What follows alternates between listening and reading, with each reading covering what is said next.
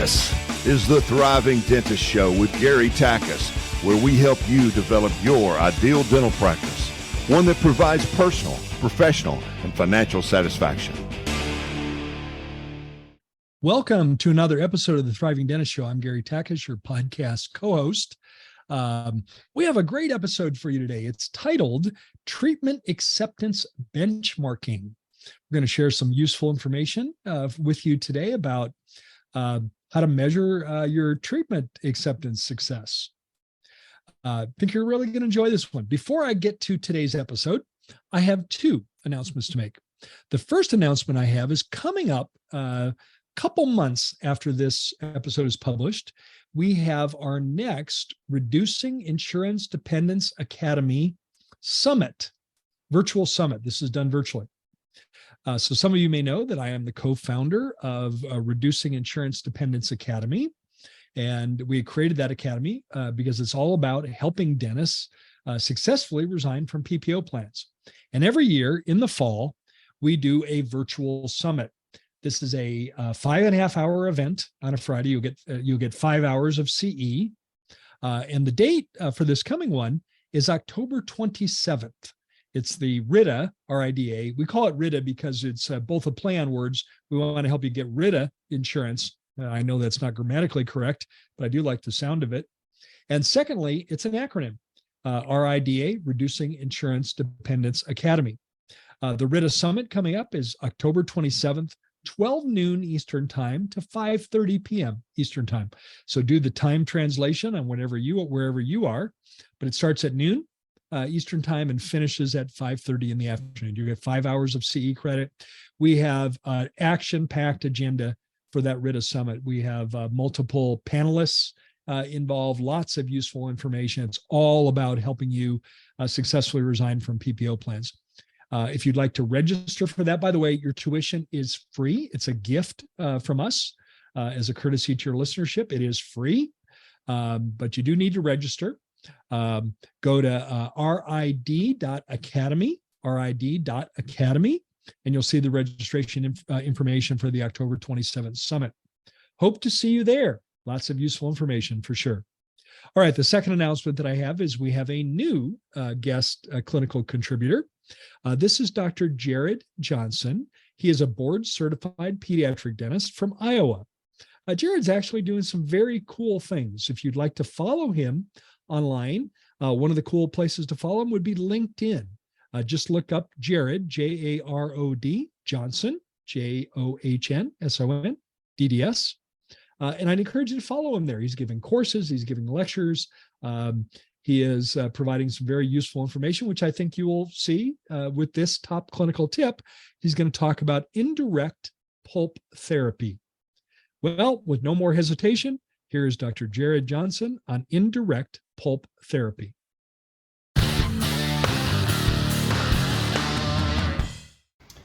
Indirect pulp therapy. Can it be done? Should it be done? Hi, I'm Dr. Jared Johnson, a board-certified pediatric dentist. One of the situations we encounter quite often as clinicians is a deep carious lesion on a permanent molar. And very common, we can have a diagnosis of reversible pulpitis. That doesn't mean we can go ahead and do indirect pulp therapy. Looking at the literature, it's really important to understand how the pulp responds to decay. So the deeper we get, we can have changes in the odontoblast layer, changes in the capillaries and venules, and eventually changes, if it goes too far, into the root canal system. When we get down less than 0.5 millimeter of remaining dentin thickness, we tend to see irreversible changes in the pulp. So as a general rule, if you're looking at a case with a reversible pulpitis, you want to have a thick band of 0.5 millimeter of dentin on your radiograph between the pulp and the carious lesion. If this is not the case, you may want to consider complete caries removal, and if exposure occurs, a direct pulp cap if the pulp is healthy, or a full pulpotomy.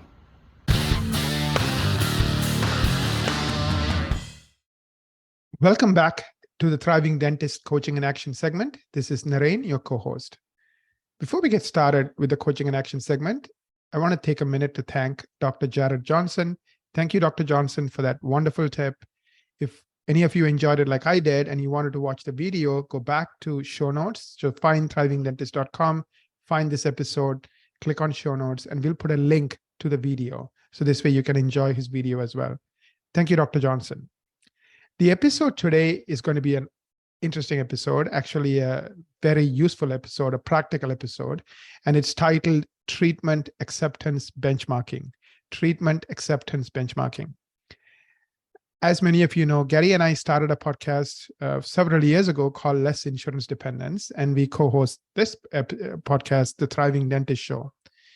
And we worked well together, and we have mutual clients. So we do the marketing, we make the phone ring. Gary's coaching team and Gary focuses on helping those practices improve all different pieces of their practice, including how the doctors and the team get better and better at accepting treatment.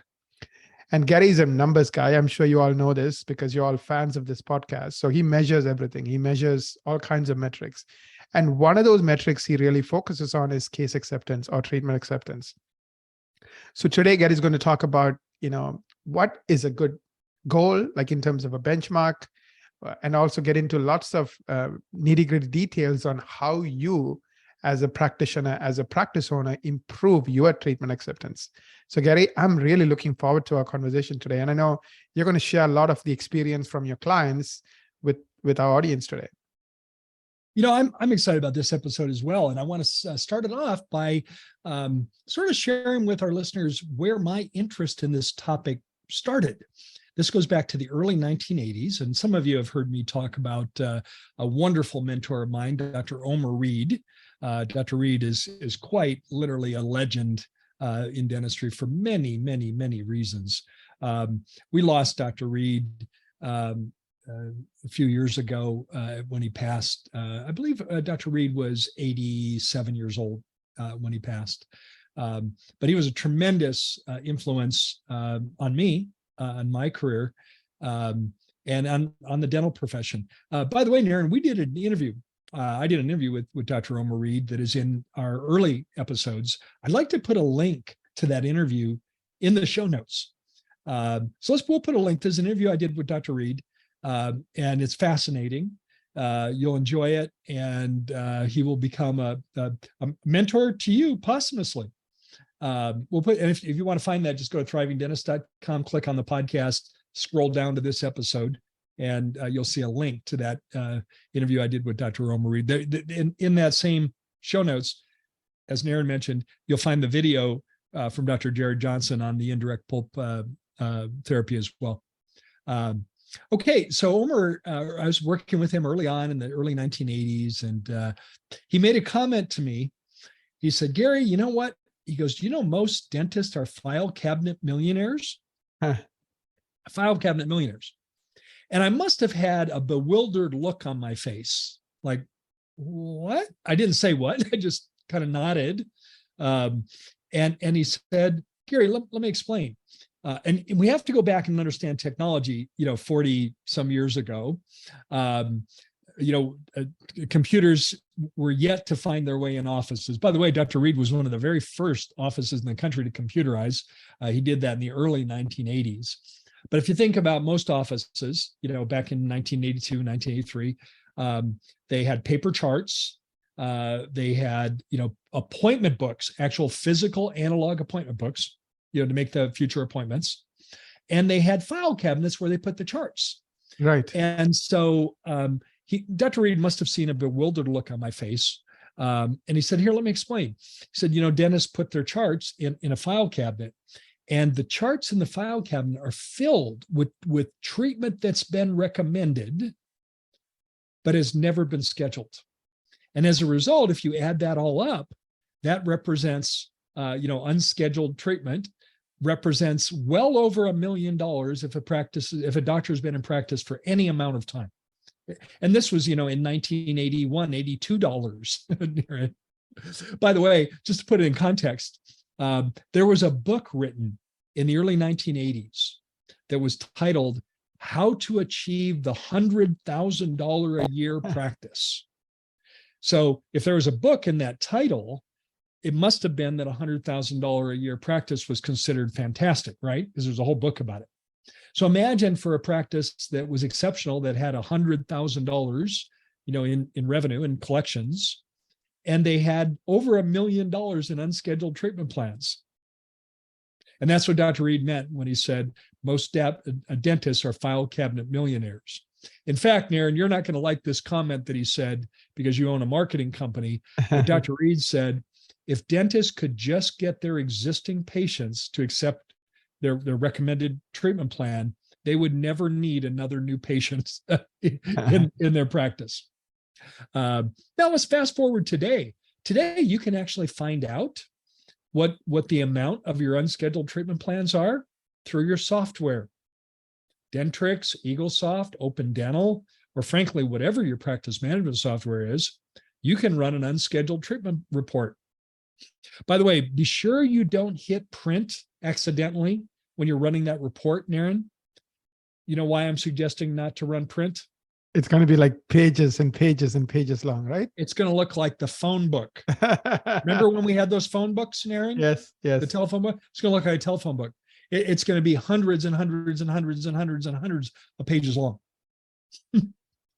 So there's the context to this discussion. Now let's kind of move down the road on this. Peter Drucker, the legendary business management consultant, famously said, "You can't manage what you can't measure. You can't manage what you can't measure." And along those lines, Doctor, how are you doing when it comes to case treatment acceptance?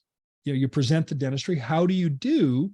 What percent of your patients accept treatment? And we know by evidence of your unscheduled treatment report that many patients, have treatment, they have a need, they have a want, they have a concern, but they don't accept it. And so the question is, you can't manage it if you don't measure it. So we've got to start measuring your case acceptance. Now, treatment acceptance. Now, I want to emphasize that measuring treatment acceptance is a very challenging polemic. It's a very challenging dynamic. And here's why. Because we know that if we're presenting dentistry that isn't needed right now, the patient doesn't necessarily accept it right away. And so somehow you have to measure your treatment acceptance over a period of time, because you have to at some point close the door, because that allows you to finally track what I presented versus what got scheduled, what I presented, which got accepted. And when I was starting to play around with this, I started to play around with some different timelines. And one of the first timelines that I experimented with was treatment acceptance this month. So in other words, patients that came in during this month, what percent of the treatment that was presented to them got scheduled? But I quickly realized that the 30-day, the monthly time limit was not realistic in any way at all. So it's not realistic because if it's something that's elective that they didn't need immediate treatment, they may be thinking about it and it may be something that they do 2 years, 3 years, 4 years later. But in order to actually figure out what your treatment acceptance percentage is, you have to have a finish line. It can't be forever, because if it's forever, Naren, we never have a way to do the tracking. Is that making sense? Naren, you're pretty good at math. Is that making sense? Yes, Gary. Yes, I totally agree with you. I mean, I run a marketing company, and we do lots of things to test and improve, what works and what doesn't. Like, there's no way I can run my company without data, without, literally numbers that I can say, okay, last month it was this month this is this, and here is where I want to be, and this is perhaps some of the ideas that will help me get to where I want to be. Like, well, for example, with that in mind, I wanted to come up with a better timeline to measure treatment acceptance. I knew it wasn't 30 days, because again, if it wasn't urgent, that might be something that happens down the road. All of our listeners have had a case. Maybe we're presenting something elective, like adult orthodontics. Maybe you do Invisalign. Maybe you do 6-month smiles. The patient's interested, but they're not ready. But they remain a patient in your practice. They come in, hopefully they have healthy gums. They come in every 6 months. But then 2 years, 3 years down the road, maybe now they're ready for that adult orthodontics. Does that make sense? No, that's just a human dynamic. Yeah. Yes. But in order to track this, you have to have a finish point for you to track it. So I started with 30 days, and that was way too short. That was not accurate. And then I took the pendulum and swung it the other way, and I went to 5 years. So I'm thinking, well, some of it, might have to percolate a little while. But that also wasn't realistic because it didn't allow us to track it in real time. It was too far out. And so what I settled on was a year. And for us, because it seemed to me like that was a nice balance between allowing enough time for patients to think about treatment and then enough time to where we put a finish line on it so it was more tied to real time. And so that's the timeline I'm going to suggest that we track treatment acceptance is a year from the time that it's presented. What percent gets scheduled? How does that sound to you? You and I have never talked about this, Naren, so that's new information to you. Does that strike you as a reasonable balance between the need to be longer than 30 days, but shorter than 5 years? I think so, Gary. I think, and again, this comes from your experience. So I definitely, I know you won't say anything unless you have really tested it and really, I'm a little bit OCD about that. And I did try other timelines when I shortened it from 5. I did try other timelines, but even 3 years was too far out to track it in real time. A year is still pretty far out, but it allows us to be more calibrated to real time. So I'm going to suggest you start tracking your treatment acceptance on a 1 year period of time. Now, as I go further, let's recognize that there's different categories of dentistry. There's many categories of dentistry, but I'm going to suggest they fundamentally fall into 3 categories. One category would be symptomatic general dentistry. In other words, the patient's in pain. Symptomatic general dentistry. That's one category. Second category is asymptomatic general dentistry. So now this is general dentistry that they definitely need, they could benefit from, but because it's asymptomatic, what does that mean, Naren? That means it's not like it's hurting them. It doesn't hurt, is what it doesn't hurt. Yeah, exactly. It doesn't hurt. Doesn't hurt. So that's a second category, general dentistry that is asymptomatic. And I'm going to give you benchmarks for all 3 of these.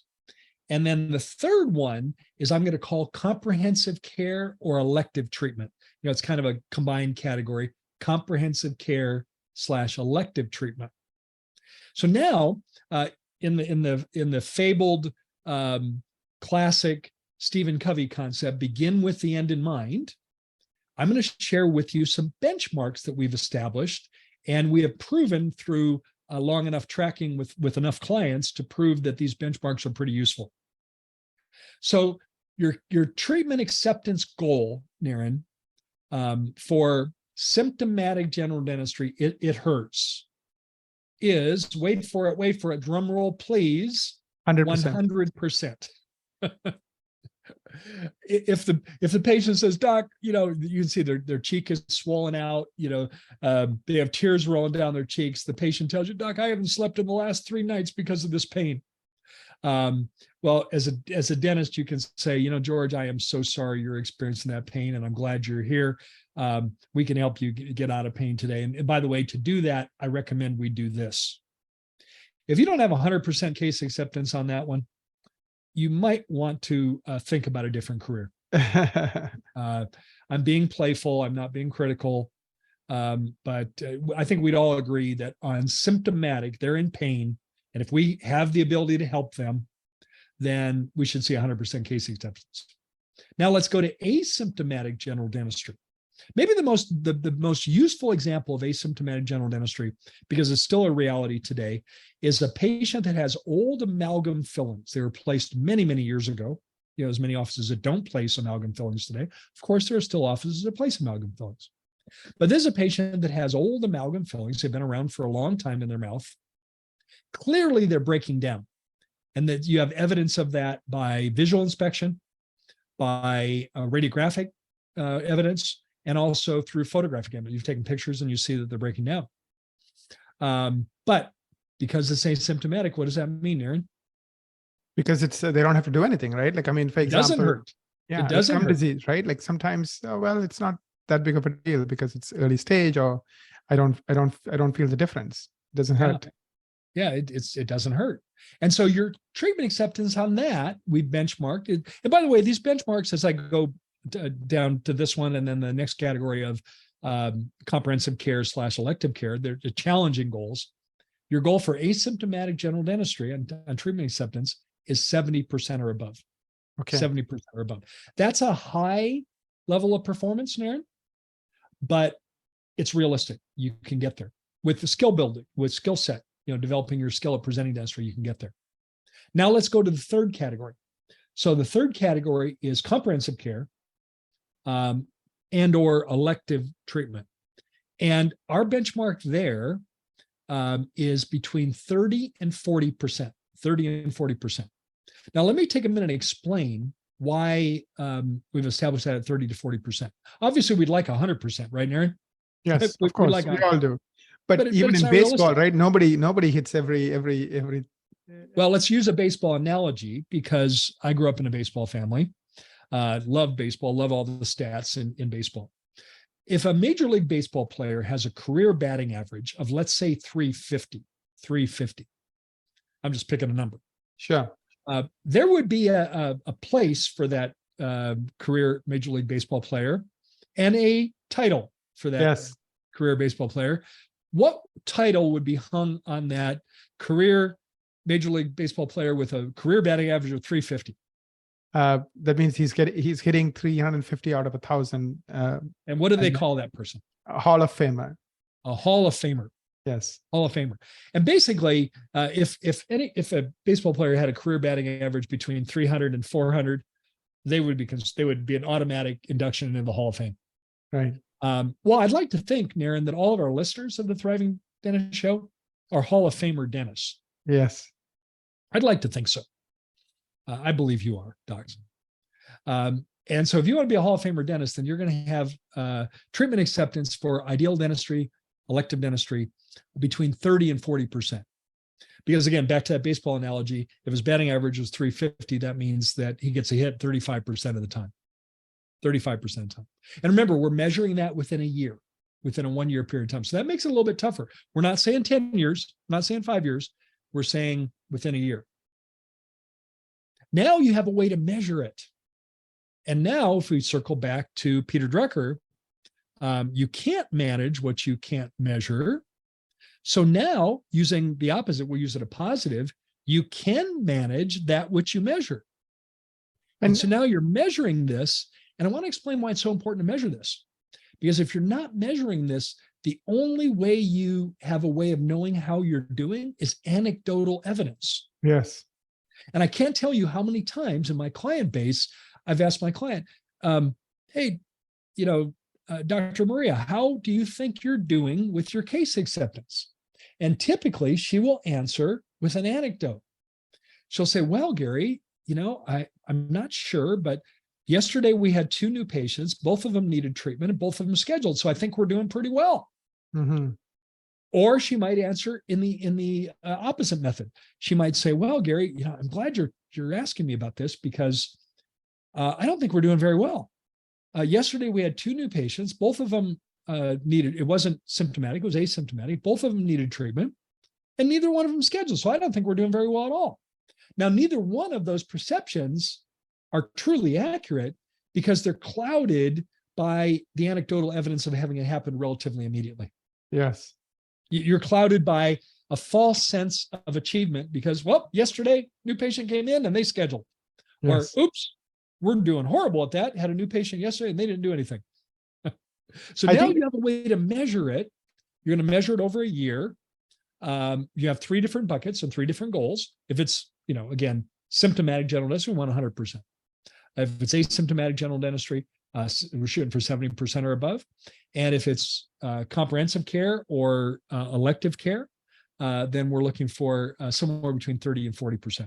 And now that you have a way to measure it, now you can work on improvement and skill building to get those goals, to achieve the goals that have been established. Well, Naren, we've got some great questions. I wanted to, in the coaching and action segment, I really want to talk about benchmarking. And now that we've kind of broken the top off that one, in our Q&A segment, we can have some discussion about how to improve our treatment acceptance. Let's hit pause here on the coaching and action segment and get to the Thriving Dentist Q&A segment. Gary, thank you so much for that coaching and action segment. I learned a lot today. Treatment acceptance benchmarking. I love the 3 benchmarks you gave for both symptomatic, asymptomatic, and ideal care. So, elective care. So thank you for that, Gary. Now everyone knows, what they need to work towards. Doesn't mean they're going to get there tomorrow, but at least they can make improvements to get there. And so let's jump into the Q&A segment, Thriving Dentist Q&A segment. I have 4 questions for you. The first question I have for you is, can you suggest a good system to follow up on unscheduled treatment plans? So I assume the patient is saying, or the doctor is saying, I have quite a bit of unscheduled treatment plan. It's all in my file cabinet. Of course, it's all in a database. Now, digital, right? And how do I follow up with them? Because they're not in front of me. So how do I get them back in? Yeah, I actually have 2 systems. In our 24 systems, Naren, our listener, if you're a regular listener to the Thriving Dentist Show, you're familiar with our 24 systems for a thriving practice. Yes. And if you're not, we'll put a link in the show notes. We actually did 2 separate episodes on these 24 systems. Part 1 was systems 1 through 12, and part 2 was systems 13 through 24. We'll put those in the show notes. And if you're new to the Thriving Dentist Show, you can click on those and you can have the benefit of these 24 systems. Well, we have 2 separate systems on following up on unscheduled treatment. One is for everyday general dentistry, and one is for comprehensive care, elective care. And the system, if I can describe it for just a minute, is we create a spreadsheet for each month in the practice. And we're simply doing this on new patients. So we create a spreadsheet, simple Excel spreadsheet, where we enter in the patient's name, the date they became a patient. We enter in a shorthand of their recommended treatment. It might say fillings upper right. And then we have a column, the last column in the spreadsheet, that is notes. And those spreadsheets become our follow-up mechanism on any unscheduled treatment. And the goal on any new patient, let's say the patient becomes a new patient in September. We do a review with our scheduling coordinator, our doctor scheduling coordinator, at the end of October for the next month for every patient that became a patient in September. And we review every new patient, we review what treatment was recommended, and then we look at the notes. And ideally, in that last segment on the notes, it will have scheduled on this date, Filling, let's say Naren needed fillings on the upper right, and now he's scheduled on such and such a day, or it's completed. It could have been even completed in that time. But the goal for our doctor scheduling coordinator is to have a date on when it was scheduled or when it was completed, or notes that are important for future follow-up. And it might be financial. The patient might say, had to buy 4 new tires for the truck, waiting to get a little bit more money in reserve. We'll follow up, 2 months later. And if it's comprehensive care, it might be a patient has 2 kids in college tuition bill is the priority right now. We'll be ready to move forward once the kids graduate from college. That's a type of thing that might be in the notes. Or it might be waiting for a tax refund check, that type of thing. And now those notes, and because they're on spreadsheet, they're electronic. Now those monthly unscheduled treatment reports become our follow-up mechanism as we follow up on unscheduled treatment. We have the very same system for comprehensive care, because oftentimes the reason why someone doesn't schedule comprehensive care, they're waiting for something to happen. They're waiting. Maybe they want to have that new smile done before their daughter's wedding, which is in 2 years. And so maybe they're waiting for something. And then we follow up. We have a mechanism to follow up. And it's a spreadsheet system. And that spreadsheet system, whenever my scheduling coordinators are working on following up on unscheduled treatment, then they have the notes in front of them and they can, talk very specifically to the patient. Hey, Linda, we talked about, I know doctor talked to you about, getting your beautiful new smile done before your daughter's wedding. Hey, just wanted to follow up with you. I know that's coming up next September. Just wanted to follow up with you so we could allow plenty of time so you're not rushing around at the last minute. We want you to enjoy that wedding fully with your beautiful new smile. Just wanted to check up on you, see what you were thinking, see if we can answer any questions, or see if you'd like to get that scheduled. And we follow up very specifically with them, not just randomly, calling to see if you want to get, that dentistry scheduled. It's very specific to them. And that could be done electronically by text message, could be done by email, could be done by phone. I know that was kind of a long-winded answer, Naren, but it's a complicated question, but there's the follow-up systems right there. Thank you, Gary. Appreciate it. Let me ask you question number 2. I believe in the concept of following up with patients regarding unscheduled treatment plans, but I also don't want to pester them. How frequently do you recommend following up? Well, I really appreciate your thinking on this, Doctor, is we don't want to pester patients. That's the last thing. You don't want to pound a square peg in a round hole. that isn't good for your practice. And so it's a little bit difficult to have a rigid follow-up sequence because it really depends on the patient and it depends on their circumstances. Naren, if someone has said, I've got 2 kids in college, and really the tuition's taken up our disposable income, I might ask, well, when does your youngest graduate? And that's in 2 years. Then I might ask, may I have permission to follow up with you, after your daughter graduates? Oh, that would be great. So it has to be kind of customized to the patient. And it's never a salesy approach, Naren. We're never trying to sell. We're never trying to push. It's a check-in call. Naren, I understand doctor has suggested fillings for you on your upper right.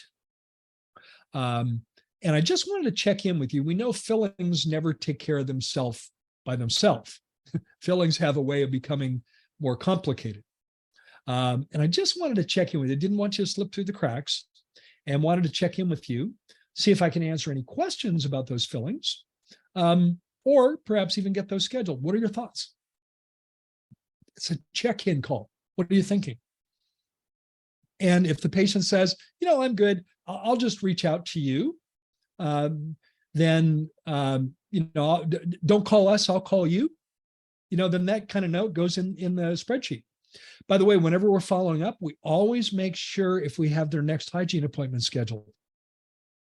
Hey, Naren, I see that we have you scheduled in November for your next hygiene appointment. One of the things doctor will do in that November appointment is give you a status report on those fillings, just to make sure we can avoid anything more complicated down the road. Hey, we'll look forward to seeing you in November. And if they don't have that, we can say, Naren, I noticed we don't have your next hygiene appointment scheduled. Perhaps we could schedule your next hygiene appointment, because then part of that hygiene appointment is that doctor will take a look at those fillings and just make sure we're staying on top of it before it becomes something more complicated. So that also becomes a good way to make sure we get them scheduled for hygiene. Thank you, Gary. Let me ask you question number 3. I'm working on improving my case presentation skills, and I realize it's a complex topic. However, can you suggest some tips for me to improve my case acceptance? So I guess this doctor wants to get into the nitty-gritty details of how he can get better at, presenting cases. Presenting dentistry. Yeah. Mm-hmm. I used to do a 3-day course with Dr. Reed. I was a co-presenter with Dr. Reed. We started at 7 in the morning. It was Thursday, Friday, Saturday here in Scottsdale. We'd start at 7 in the morning. We'd go to 7 at night, 3 days in a row. We did 36 hours of case presentation skills. It was really filled with a lot of data and a lot of useful tips. But I mean, literally, it's a complicated topic. But what I love, doctor, is that you're interested in improvement. Now that you have a way to measure it, you can measure your improvement. And I hope that makes you feel better. Well, let me offer a couple of tips. And one of them comes from Dr. Frank Spear. I think any of our listeners will recognize the name Dr. Frank Spear and also recognize the brilliant clinician that he is. And Frank talks about remember me go back to the three categories, Naren, the three categories that we're measuring dentistry: symptomatic general dentistry, asymptomatic general dentistry, and comprehensive care. Mhm. Let's go to asymptomatic general dentistry, where our goal is what? What's our goal for that? 70%. 70%. One of the tips that Dr. Spear suggests is that you always let the patient know what might happen if they don't do anything. Mm. And you offer that in your discussion with the patient, because one of their possibilities is not to do anything at all. Remember, it doesn't hurt. And a lot of the public thinks if it doesn't hurt, nothing needs to be done. Like, for example, Well, it might lead to a root canal, or it might lead to you losing your tooth. So, for example, that case I used earlier with old amalgam fillings, Mhm. here's a fun way to kind of put a perspective on it. Naren, I see that you have a lot of old amalgam fillings that have been in place for a long time. I'm talking about the ones specifically on the upper right. Do you remember who was president when those fillings were placed? It's a great question to ask because it now gives kind of a fun context. And if Naren says, I think it was Gerald Ford, then those fillings are more than 45 years old. Yes. Or even like Reagan is like 40 some years I think old it was now. Ronald Reagan. Yeah. Then it's kind of, well, Naren, I think you've gotten your mileage out of those fillings. It's kind of a playful way to dress it. And then say, it's clear to me that those fillings are breaking down. And ideally, I'd like to replace those with new material that'll accomplish two things. It'll strengthen the tooth. And secondly, we have new material that are tooth colored. If you notice, those are silver black fillings. And we now have new material that is tooth colored and they look natural. So if I can replace those fillings with modern material, it'll accomplish two things. It'll look better, look natural. And secondly, it'll strengthen the tooth. Now, Naren, one of the things you might be thinking is what might happen if you don't replace those fillings? Well, they've lasted a long time, Naren, and they could continue to last a long time. It's kind of like driving around on a bald tire. Let's say one of your tires on your truck, is the tread's bare. The truth is that tire could last another 10,000 miles. Or you could be driving home and it could blow up going around the corner. Well, it's kind of the same thing with the tooth. I'm not saying this will happen, but we've seen it happen many times. So if it's happened before, it might happen again. That tooth might get to the point, the decay might get to the point where I can't replace it with another filling and would have to replace it with something more complicated, like a root canal and crown. I'd like to avoid that for you if possible. And the way to avoid that is we'd take care of it ahead of time and treat it before it needed a root canal and crown. Naren, what questions do you have for me? So tell them what might happen. Not a scary thing, but let them know what might happen if they don't do anything. Hey, doc, that missing tooth in the upper left, it's way in the back. You don't even see it. Why should I replace it? And I think you're presenting a bridge or an implant. I can't even see it. Why should I replace it? Right. Well, Gary, let me share with you what might happen if we don't replace it. If we don't have a placeholder in that space, the other teeth around it will start to shift. And the loss of that single tooth can set up a whole domino effect of the loss of future teeth. And I'd really like to avoid that for you if possible. And the way to avoid it is we would replace that. We could replace it with a bridge, or we could replace it with a dental implant. And Gary, you happen to be a really good candidate for a dental implant. But notice what I did. I told them what might happen if they don't do anything. Now, when it comes to comprehensive care, I want to present another tip on a case presentation tip on comprehensive care. I think a really good question. The reason why most people don't do comprehensive care is it's a matter of timing in their life, in their family life, in their personal life, in their business life. Maybe they're waiting for something to happen. It's timing. And it's good for you to understand the timing of that right in the beginning. So let me use an example. Let's say, Naren, it's you And let's say, it's you, middle age, here you are, but this wouldn't be you. But in my example, I'm going to say your mouth is a mess. Clearly it's a mess, but nothing's hurting, but your mouth is a mess. So, Naren, I'm going to say something like this to you as a doctor, in the case present, in the treatment presentation, the treatment towards treatment acceptance. I'm going to say, Naren, now it's apparent to me by looking at the radiographs, looking at the photos, and looking, in your mouth, that there's a lot of concerns that are going on in your mouth. And it's probably apparent to you. I'm going to nod my head. And Naren, that's probably apparent to you. And if I'm not in my head, what are you likely to do? I'm going to nod my head as well. Nod my, yeah, I know. I've been really focused on my business and other things, and my oral health has not been my priority. I want to change that, but it's not been my priority. Now, let's say I know something about Naren, and let's say I know that you just started a new job. I'm making this up, but you just started a new job. Right. So I'm going to say, Naren, before I present solutions for what's going on in your mouth, I would like to ask you a question. It's okay if I ask you a question. Naren, is that okay if I ask you a question? Yes. You're going to nod your head yes. Absolutely. I'm going to say, Naren, you mentioned to me earlier that you've just started a new job. Now, it's been a long time since I've started a new job, but I remember last time I did, life was kind of hectic and busy, and I was really wanting to, get established in this new job. So the question I want to ask you, is now the right time in your life to address the concerns in your mouth, ideally? And I'm going to stop. And you might say, it really is. That's why I'm here. Or you might say, well, as a matter of fact, I am really swamped, and I'm really focusing right now on making this new job work as well as possible for me. It really isn't the right time. I'm glad we talked about that, Naren. Let's do this. I'll be happy to go over what a treatment plan might look like, but here's what I'd like to suggest. Let's get you scheduled for hygiene. You have healthy gums. That means we'd see you every 6 months, and we'll develop a treatment plan. You and I can talk about that. But I would like your commitment to be faithful about keeping your hygiene appointments. And every time I'll come in and just take a look and identify what's going on so that we could catch things before they became more complicated. And then we'll be ready when you are. Does that sound like a good plan to you, Naren? Absolutely. That sounds like a fair plan, Gary. And I think it's a good way to kind of not forget about this and just bring it back. And I get them committed. So then it's not the all or nothing thing.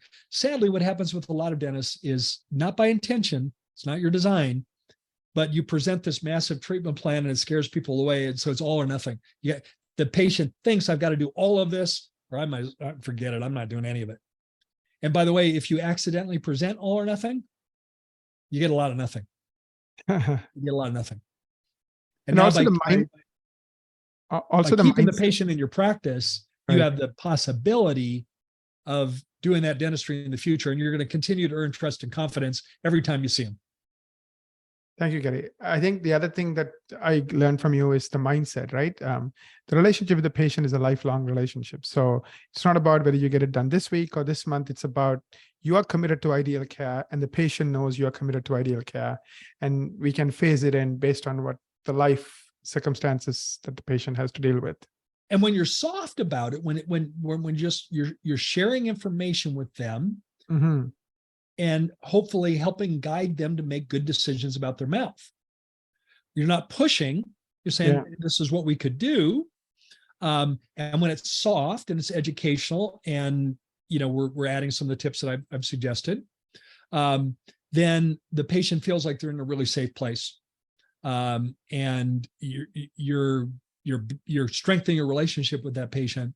And very often they'll become ready faster than you might think, because they're interested in taking care of those things, sooner rather than later. Thank you, Gary. Last question. In our practice, one of the barriers for patients accepting asymptomatic general dentistry is money. Can you suggest a range of payment options that will make care more affordable for our patients? Yeah, every office, in my opinion, is another one of our 24 systems. You need a full menu of payment options. So when the patient says, "Doc, I'd love to do that, but I can't afford it," We need to have payment options that work for them. Naren, here's a quiz. What is, at the time of this podcast episode, what is the number one selling vehicle in the United States? New car, new vehicle sold in the United States. What is it? Tesla. I don't know if it's Model 3 or Model. You could not be more wrong, Naren. Oh, It it's is not? a Ford F-150 pickup. Okay. Ford F-150 pickup outsells Tesla by many, many, many multiples. And the Ford F-150 pickup ranges in price from just under 30 grand to over $106,000 if you get the Raptor model. But if the only way to buy, even the base model at 30,000, the only way to buy a Ford F-150 pickup is to walk into a dealer with $30,000. Do you think Ford would still be the number one selling car? No, absolutely not. Because how many people have $30,000, just lying around? Or 104,000 with the Raptor? No, they don't. Mhm. So we need to have payment options for our patients. So I'll rattle some off really quickly. I like Care Credit. Care Credit's a great option. They do interest-free financing. I like the 12-month interest-free. So they can provide financing to your patients 12-month interest-free. They can do revolving finance. They go up to 5 years. That can bring the payment down. Now the patient pays interest with that, but it brings it down. Now let me suggest another option that most of you haven't heard about. It's called Proceed. Proceed. Proceed. Just go to Google Proceed payment options. Proceed Financial. Proceed is another wonderful tool that kind of fits a different type of patient. The minimum that they'll loan is $3,500, and Naren, they will loan up to $30,000, and they'll go up to 96 months. 96 months. So the nice part about that, if you have a bigger treatment plan, like say a Smile Design, that might be a $15,000 smile, but the patient doesn't have $15,000, they can finance that with Proceed. They can go as long as 96 months if they like, bringing the payment way down. Now they do pay interest with that, but bringing a nice affordable payment option. So Proceed, just Google Proceed financing, and you'll see that. It's non-recourse, meaning if the patient doesn't pay, it's Proceed's problem. It's not your problem. Not everybody will get approved, but we found the acceptance rate to be very good with Proceed. We found that in Lifestyles, but also with our clients. And that's a way to have an option for the higher value dentistry. And it's a great option. Well, as we put a ribbon on this one today, Naren, one more comment deserves attention. We talked about that third bucket, that third category dentistry, optimal dentistry, ideal dentistry. One of the things we found is that if most of your patients come from PPO plans, in other words, because you're listed with Delta, they chose you. Most of the time, the truth is you can get good patients in your practice that have Delta, that have Blue Cross Blue Shield, that have Aetna, that have Travelers. Would you agree with me on that, Naren? 100%. But very often, they often arrive with baggage. And the baggage that they arrive with is an insurance mindset, meaning that they only want to have something done if it's covered by their insurance. Naren, do you think that for ideal dentistry, we're going to get to 30 to 40% treatment acceptance if the only way they want to have that done is if it's covered by their insurance?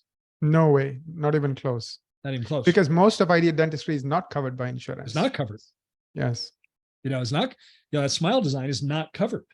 But in their mindset is, I only have it done if it's covered by my insurance.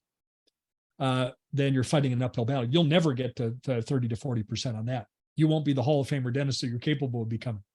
And the solution is to replace Delta as the source of new patients with Google as the source of new patients. Because now they're looking for that. They're looking for it. And the best way to do that is to master digital marketing. And in my opinion, in my experience, the best way to do that is to work with you, Naren, work with Equa. So you've been kind enough to offer any of our listeners a complimentary marketing strategy meeting. Any of our listeners can go to www.equa.com/MSM to learn more about how Equa can help you replace Delta with Google, and in turn, increase your case acceptance on Ideal Dentistry.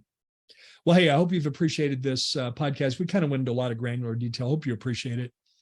I want to take a minute and say thanks, Naren. Thank you for co-hosting this. Thanks for all the wonderful work that you and your team members do to help practices attract not only more new patients, but more ideal new patients. Also want to thank our listeners. We appreciate each and every one of you. We hit a milestone recently. We published episode 600 of the Thriving Dentist Show. By the way, all of those episodes can be downloaded for free if you're interested. But I want to thank all of our listeners. And I do have a request. If you haven't already done so, hit subscribe on your podcast directory. If you hit subscribe, it's free. It just means that every Wednesday, when we publish a new episode of the Thriving Dentist Show, it means it'll be uploaded automatically to your listening device for your convenience. On that note, thank you for the privilege of your time. Naren and I look forward to connecting with you on the next Thriving Dentist Show.